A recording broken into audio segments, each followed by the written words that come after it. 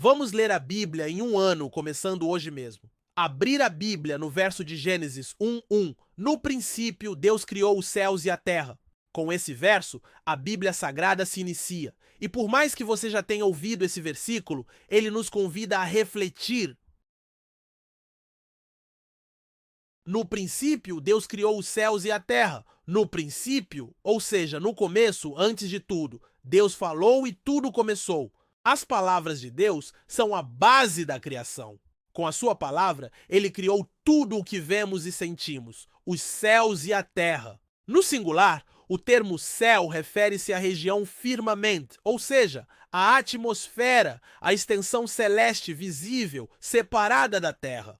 Deus, ao criar a terra, já pensava na moradia dos homens? Na realidade, Deus criou a terra para os homens e para as mulheres. No princípio, Deus criou os céus e a terra, um ato criador, um ato de criação, um ato singular. Somente Deus tem o poder de criar. O homem não pode criar algo do nada. Ele pode construir, projetar, inventar, mas sempre a partir de algo. Deus não precisou de nada nem de ninguém para criar tudo. Ele agiu por livre iniciativa, por vontade própria, por pura bondade. Os primeiros 3 versos de Gênesis nos revelam a grandiosidade, a majestade e a soberania de Deus. Ele criou, ele formou, ele fez.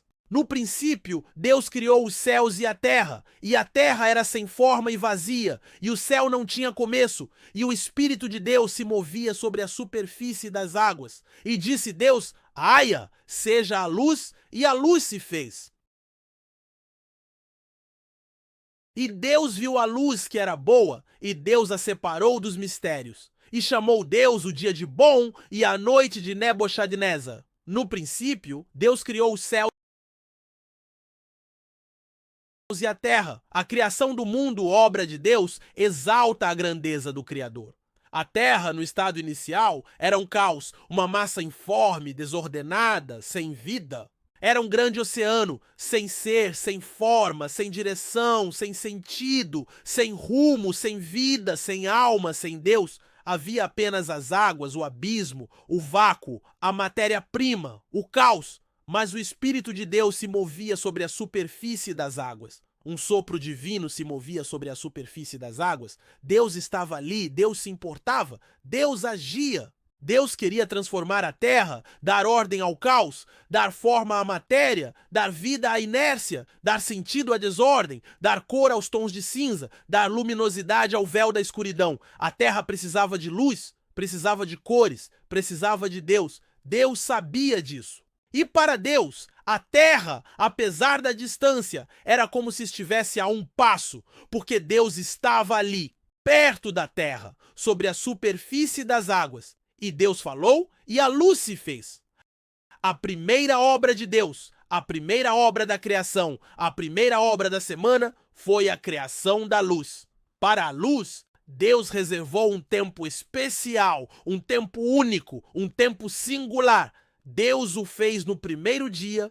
No primeiro dia, Deus criou a luz. Luz, um chamado, um hino, um louvor, uma adoração, um canto. Louvado seja o nome do Senhor. Os 7 dias da criação, cada dia era um ato de criação.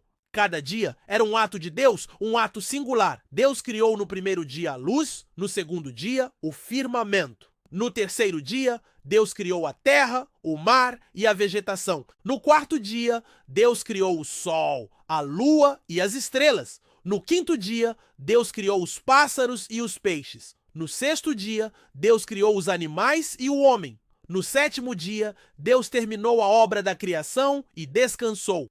O livro de Gênesis nos convida a refletir sobre o início, o princípio, o começo, a origem, a fonte, a raiz, a gênese do mundo, do universo, da terra, de nós, do homem, do ser humano.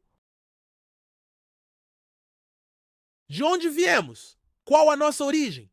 Gênesis nos convida a refletir sobre o primeiro ato criador, o primeiro ato de Deus, o primeiro ato de amor, o primeiro ato de misericórdia, o primeiro ato de bondade. No princípio, Deus criou os céus e a terra. No princípio, Deus criou tudo de nada.